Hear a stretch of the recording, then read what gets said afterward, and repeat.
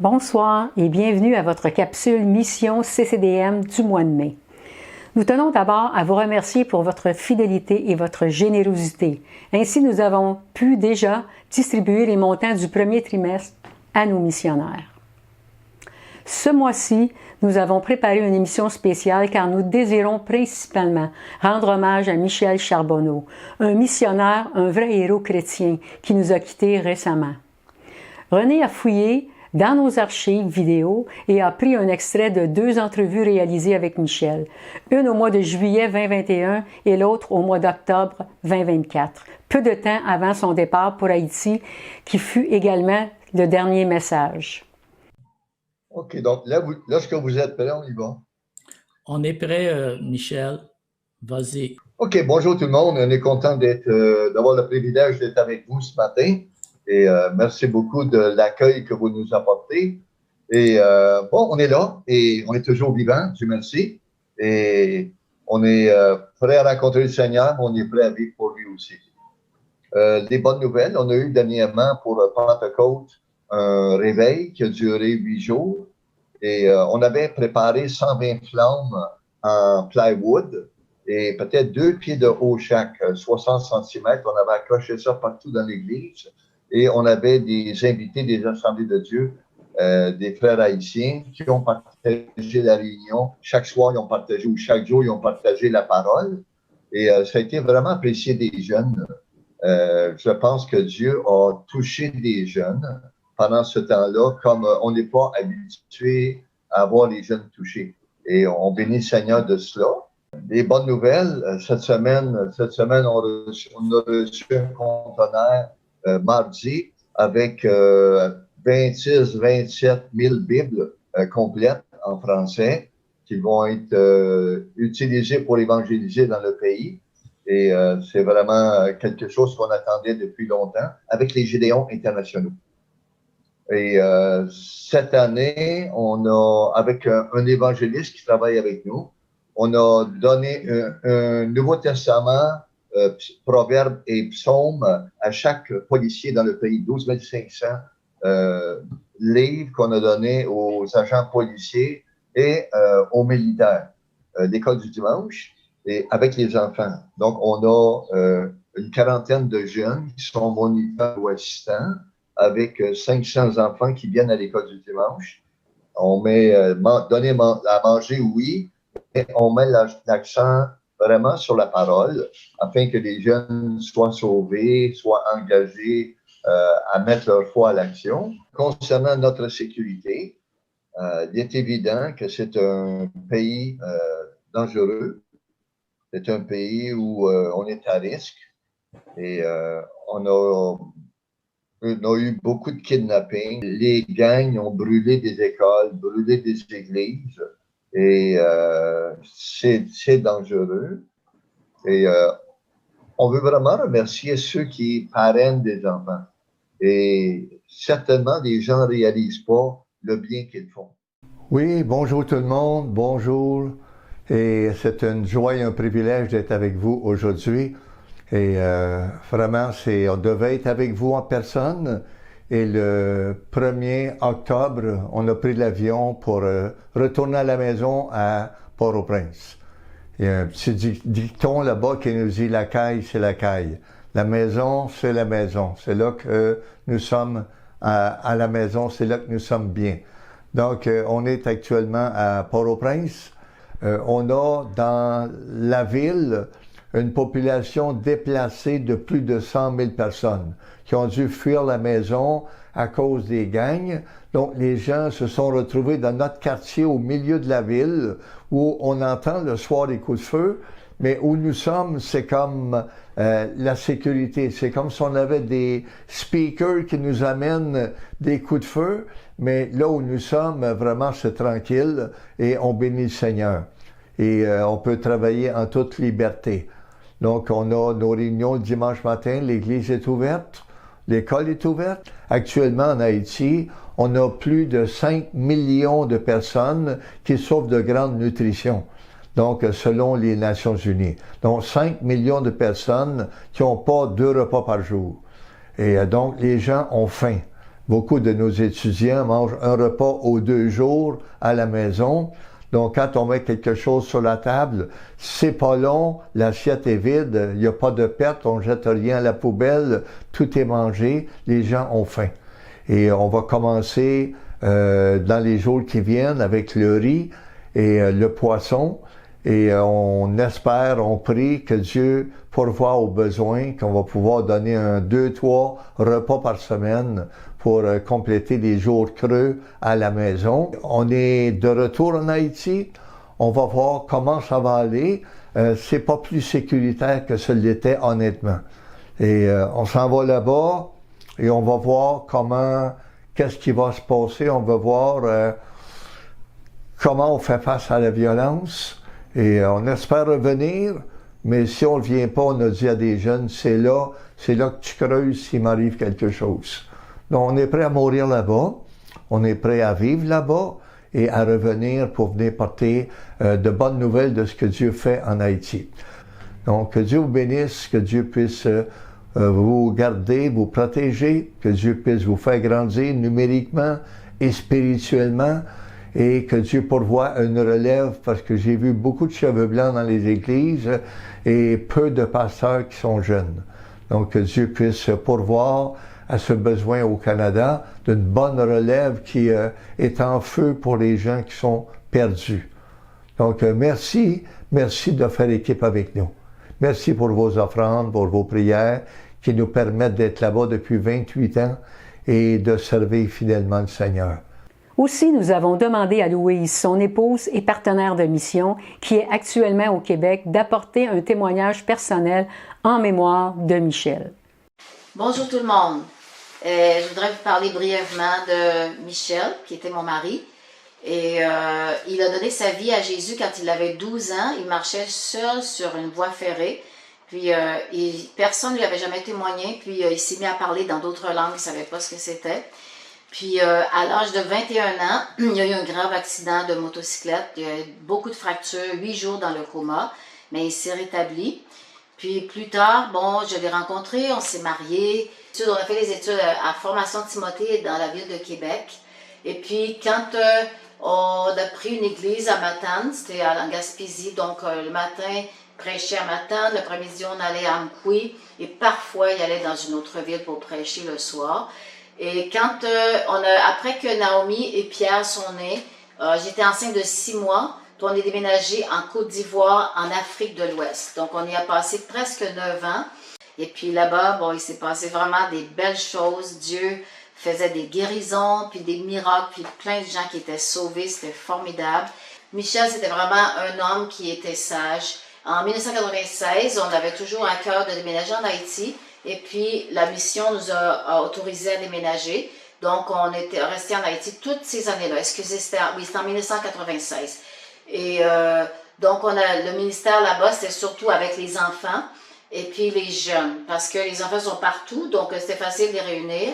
Et puis, on a aussi débuté l'école à Forteresse qui a aujourd'hui peut-être 740 étudiants, dont 600 sont parrainés par des sponsors canadiens. Donc, et Michel, c'était vraiment mon héros. Donc, j'ai été vraiment privilégiée de passer ma vie avec lui. Je pense pas que j'aurais pu trouver un meilleur mari que lui. Il était patient, il était sage, il était compatissant. C'est sûr que les gens disent quand quelqu'un meurt, on trouve toujours le positif. Mais quand il était vivant, je trouvais qu'il c'était déjà comme ça. Donc, je suis vraiment été choyée d'être mariée avec lui. Et il a toujours dit qu'il voulait mourir en Haïti. Et je me suis souvent répété ça. Et moi, ben, je disais aussi la même chose, je vais mourir en Haïti, mais maintenant j'ai changé d'avis. Donc c'est libre à chacun. Mais Dieu est vraiment bon, il a fait des bonnes choses pour nous. Et malgré que j'ai été obligée de sortir d'Haïti parce que l'aéroport est fermé depuis 5 mois, donc Dieu a ouvert une porte, j'ai pris un hélicoptère, puis j'ai pu me rendre en hélicoptère au nord, puis de là prendre un vol pour Miami, Montréal. Mais à chaque jour, je suis en contact avec les responsables du programme de parrainage. À chaque semaine, je suis avec par WhatsApp. Dieu merci que WhatsApp existe. Et on communique avec le comité de l'Église. Donc, je travaille encore comme ça chaque jour pour l'école, puis pour l'Église, parce que notre Église, il y a quand même des centaines de personnes qui sont dans l'Église. Donc, je voudrais aussi vous remercier pour votre soutien à travers les années. C'est vraiment quelque chose, vous êtes probablement l'Église qui nous a soutenus le plus longtemps. Donc, on vous dit un grand merci de jamais nous avoir abandonnés, jamais dire, bon, on va maintenant prendre quelqu'un d'autre, puis on va vous laisser de côté. Mais vous nous avez toujours parrainés. Donc, merci beaucoup et que Dieu vous bénisse abondamment. Que de beaux souvenirs! Quelle vie fructueuse! Un grand merci à Louise. Gardons Louise dans nos prières. Que Dieu la soutienne, la réconforte. Nous continuons de la soutenir, leur ministère en Haïti. Nous poursuivons maintenant avec une courte vidéo de Jonathan Berceau qui revient d'une conférence de missionnaires des APDC au Kenya.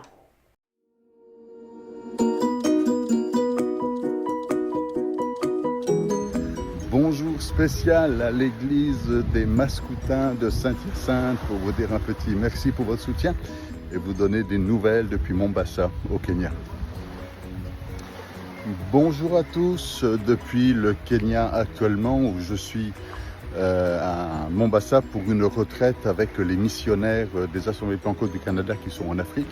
Donc Murray Cornelius est là, Jeremy Feller est là et bien d'autres missionnaires que vous connaissez aussi comme les Paradis et ainsi de suite. Alors juste pour un petit mot pour vous dire voilà les différentes activités. J'étais à Abidjan il y a 3 semaines à LMTV pour enregistrer plusieurs prédications, avoir des émissions en direct aussi. C'est toujours bénissant de savoir que juste avec un message enregistré derrière une caméra, on peut rejoindre 8 millions de personnes en même temps sur toute l'Afrique avec les satellites. Et tout ça, c'est grâce à votre support. Alors merci beaucoup à votre soutien. Merci beaucoup à vous tous qui nous soutenez. Anne et moi, certains me demandent des nouvelles de Anne. Écoutez, sa santé n'est pas géniale, hein. Elle combat contre la maladie, mais le Seigneur est là. Nous avons bon espoir, on a un Dieu qui est grand et on le voit à l'œuvre, et on le voit agir, et on le voit donner des forces, relever, restaurer, et on continue à prier jusqu'à une restauration complète. Alors merci pour votre soutien, merci pour vos prières, merci de nous suivre aussi dans nos prochaines aventures. Donc là, je suis au Kenya, je serai à Lomé pour enseigner fin mai et tout le mois de juin et début juillet. Et puis voilà, donc juste un petit coucou depuis le Kenya ici.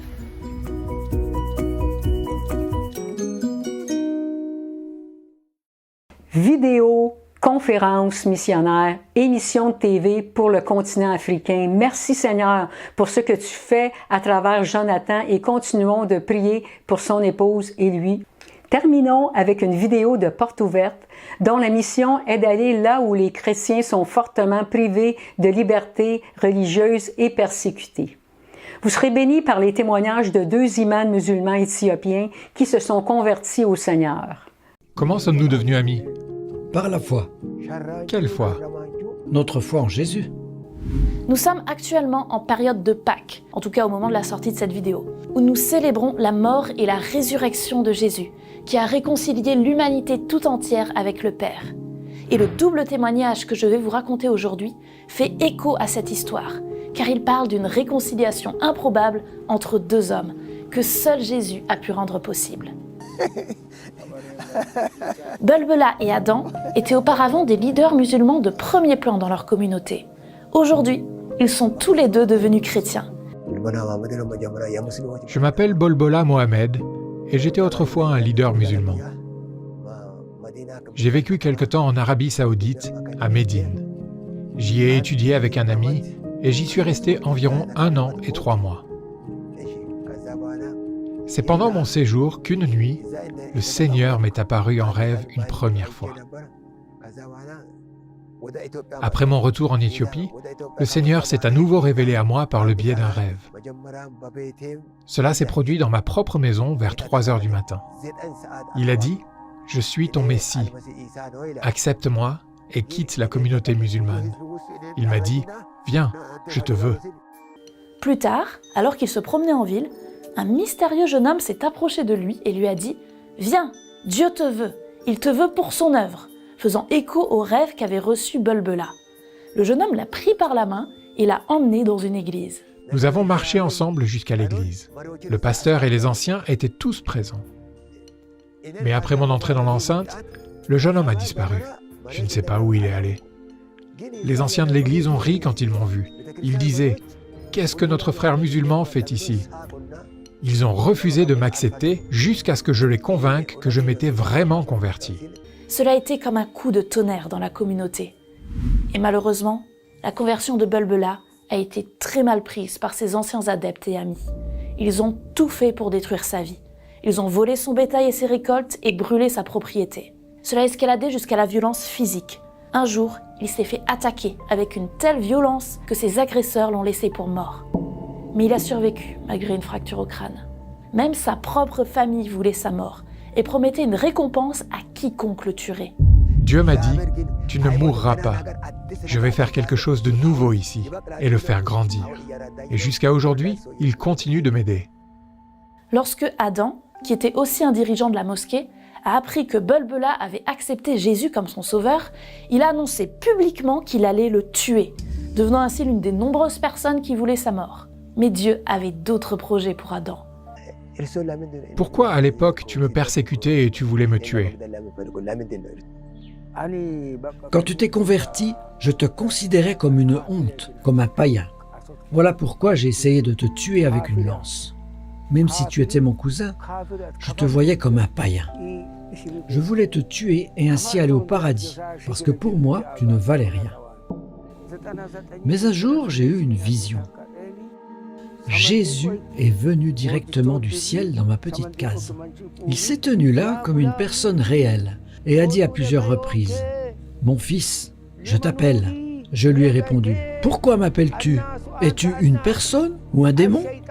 Qui es-tu » Il a répondu « Je ne suis ni un homme, ni un démon. Je suis Jésus, le Messie.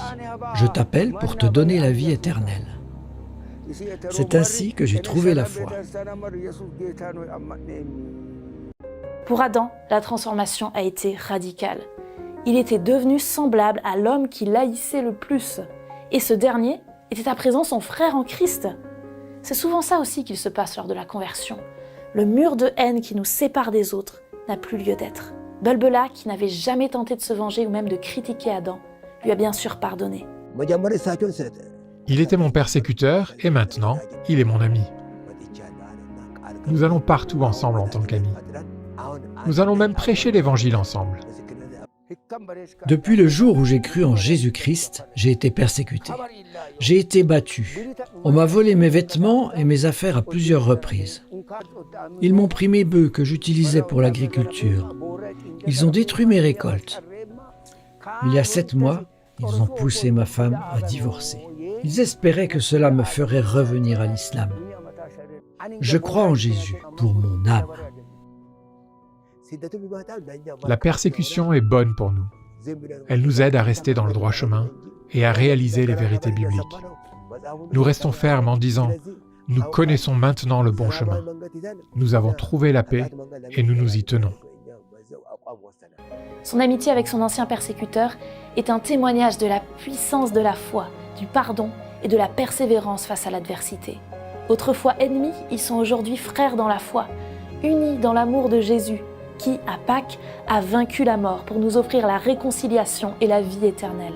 C'est cette vérité de la résurrection qui soutient Bulbula et Adam dans leurs épreuves. Prions ensemble pour qu'Adam et Bulbula restent engagés à servir Jésus et à aider les autres dans leur communauté, en incarnant le pouvoir transformateur de l'Évangile. Drôle d'histoire où le persécuteur devient le persécuté à son tour et où finalement les deux deviennent des frères et de vrais amis par la grâce de Dieu, rien d'impossible à Dieu. Nous espérons que cette émission vous a plu. Encore une fois, merci d'être à l'œuvre avec nos missionnaires, les supportant tant dans la prière que financièrement. Nous vous encourageons à visionner toutes nos émissions en partageant le lien avec d'autres. Ce sont des opportunités de faire connaître nos missionnaires, leur travail et leurs besoins. Vos prochains rendez-vous, toujours le 2e mardi de chaque mois. Que Dieu vous garde et vous bénisse de toute l'équipe.